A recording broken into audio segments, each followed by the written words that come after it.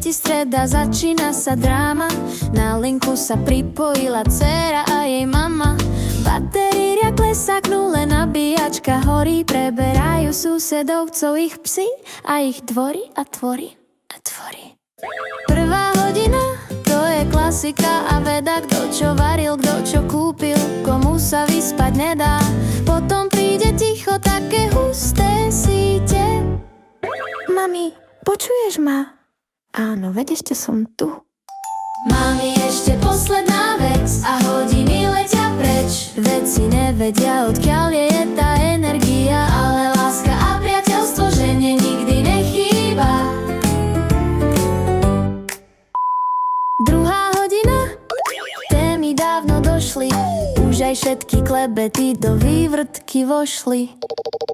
Do telefónu len fučia, počuť hrnce lyžice. Vedia o sebe aj to, kto má aké rezne v mrazničke. No nič, mami, končím už, povie dcéra krotko. O 40 minút neskôr riešia ešte, či tá teta z tretieho má fakt novú chatu, alebo len kúpila novú lacnú vatu. Tretia hodina, to už je stav mysle. Mozgy sú už vyvarené, v hlave majú mozgy kyslé.